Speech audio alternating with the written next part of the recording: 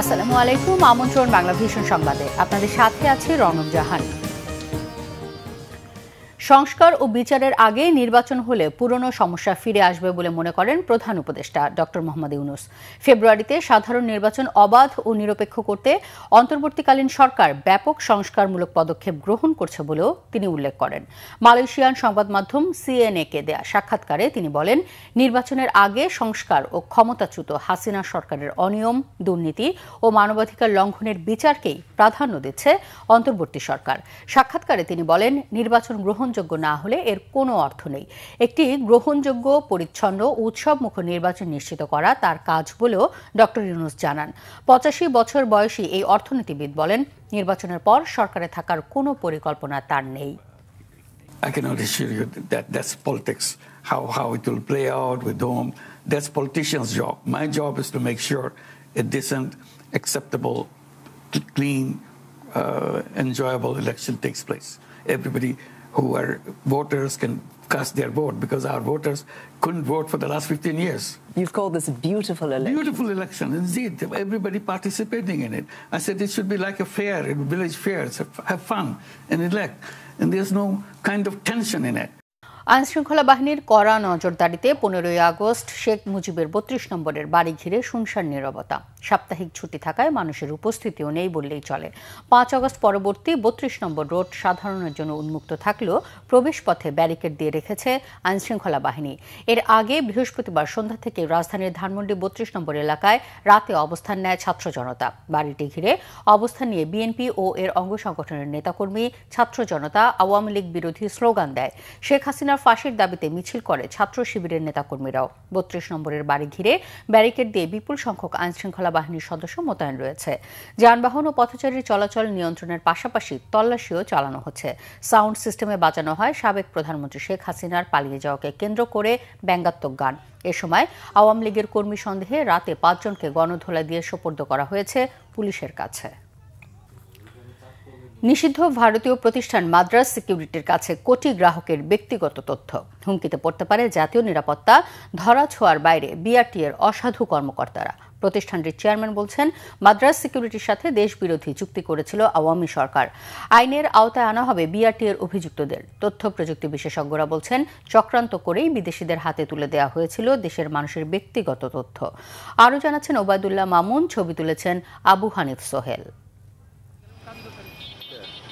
বাংলাদেশ সড়ক পরিবহন কর্তৃপক্ষ লাইসেন্স, প্রিন্টিং ও ডাটাবেজের কাজ করে ভারতের কালো তালিকাভুক্ত প্রতিষ্ঠান এমএসপিএল বা Madras security and printing limited.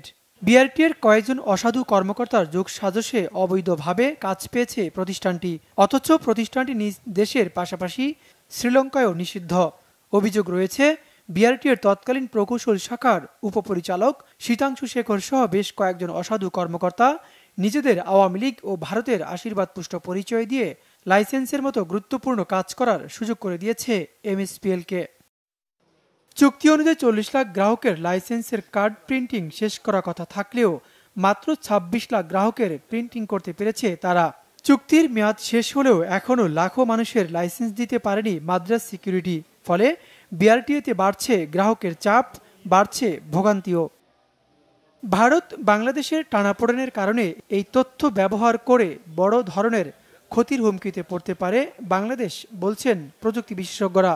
তারা যদি মাদ্রাজ থেকে রিমোটলি ডেস্কটপ এনি সব সর্ট অফ চ্যানেল কানেক্টিভিটির মাধ্যমে আপডেট করে, মনিটরিং করে, মেনটেনেন্স করে, অবশ্যই আমাদের ডেটা ঝুঁকির মধ্যে আছে।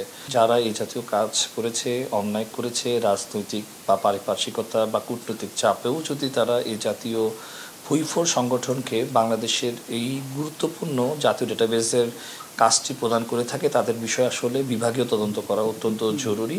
বিআরটিএ বলছে, মাদ্রাজ সিকিউরিটির সাথে আওয়ামী সরকারের চুক্তিটি ছিল রাষ্ট্রবিরোধী।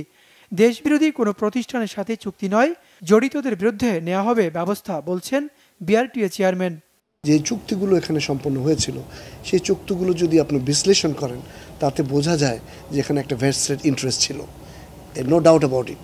ফলে এই ধরনের চুক্তি যাতে ভবিষ্যতে না হয়, সে কারণে আমরা যে নতুন ওটিএম করছি, সেটার যে স্পেসিফিকেশন আমরা রিভাইজ করে আমাদের মতো করে আমরা করছি, যাতে এটার সোর্স কোড থেকে সম্পূর্ণ কন্ট্রোল বাংলাদেশ গভর্নমেন্টের আন্ডারে থাকে, তারাই সব কিছু কন্ট্রোল করতে বিআরটিএ সেটাকে সাপোর্ট করে গেছে।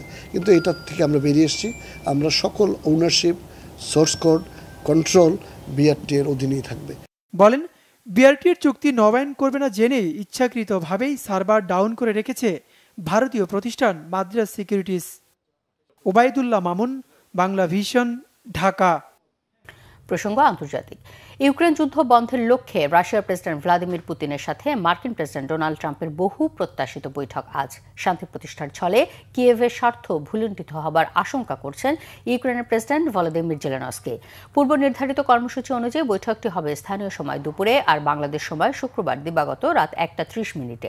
2022 সালের পর পশ্চিমা কোনো দেশে প্রেসিডেন্ট পুতিনের প্রথম সফর এটি। এর মাধ্যমে 6 বছর পর মুখোমুখি বৈঠকে বসতে যাচ্ছেন ট্রাম্প আর পুতিন। 2019 সালে জাপানের ওসাকায় শেষবার দেখা হয়েছিল তাদের, আর বৈঠক হয়েছিল 2018 সালে ফিনল্যান্ডের হেলসিঙ্কিতে।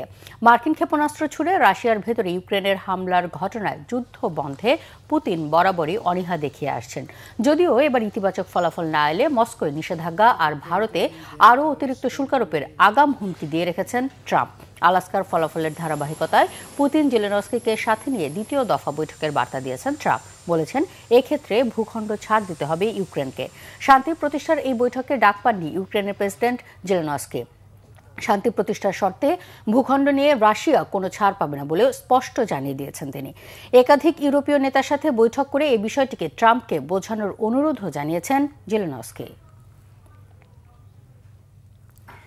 এই ছিল এখনকার মতো। পরে সংবাদ বেলা 12টায় দেখার আমন্ত্রণ রইল। এছাড়া বাংলা ভিশন সংবাদ ও সংবাদ সংশ্লিষ্ট অনুষ্ঠান দেখতে ভিজিট করুন www.bvnews24.com ও facebook.com/banglavisionnews এবং সাবস্ক্রাইব করুন youtube.com/banglavisionnews। ধন্যবাদ।